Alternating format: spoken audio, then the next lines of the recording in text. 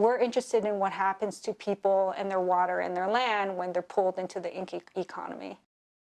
So I'm currently working on an international collaboration with two archaeologists from the University of Chile, Diego Salazar and Andrés Troncoso, and an archaeologist from the Spanish National Research Council, Cesar Parcero Viña. And the four of us are co-directing a project on ancient land use and water management in the high Atacama Desert in northern Chile. And we're looking at what happens to people and landscapes when they're conquered by the Inca Empire. So the emphasis this past semester was to look at these ritual practices involving the offerings of copper to the sacred landscape beings. And so mostly what we were doing was mapping these their ground copper mineral offerings. We're mapping their locations that were around this one big archaeological site called Turi. And we were interested in knowing when this area was taken over by the Inca, how those ritual practices may have changed as well. And we've been looking at how they're using the minerals as offerings to sacred mountain peaks, so that they're providing the minerals to the peaks in order then to receive water from the peaks for their fields. So we're combining both this more economic perspective on land management with ritual practices related to land management. It's interesting to know what happens to local people and landscapes when they're pulled into bigger political economies. So just like people today look at globalization and what happens to people in other countries when they're tied into the global economy, we're interested in what happens to people and their water and their land when they're pulled into the Inca economy. The Fulbright was for research and for teaching.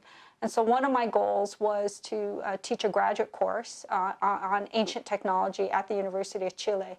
So I work on agriculture, but I also work on other kinds of technology, so craft production. I've done a lot of work on, well, not a lot, I've done some work on beer brewing as well, ancient beer brewing, because beer is really important in the Andes for all kinds of different social and ritual exchanges.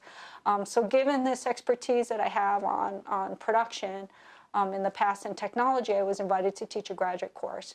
So that was one of my goals that I was able to do and taught the graduate course. And then the other goal was to do more of the field work on the ritual aspects of agriculture and water management. And it's allowed us to get an idea of what the shift was in life and in the landscape when the Inca came in, and allowed us to also understand that the Inca, we think, took over the mines in part because instead of the local people being able to have a direct communication with their sacred mountain, beings, the state came in and said, okay, well, we're the ones now who are going to be communicating with these powerful mountain beings, and took over the mines in order to be able to do that. So I need to go back and do some analysis, but we were able to finish the field work that we hope to accomplish this past fall.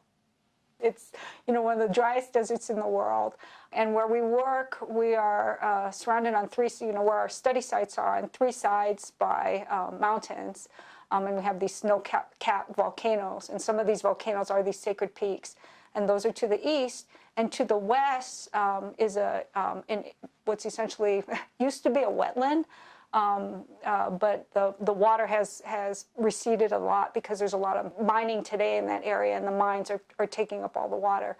So it's not as green as it used to be in prehistoric times, but where there's still water, there's life, right? So there are still people who are farming and herding that are living on that landscape. So these are the communities of Aikina and Turi.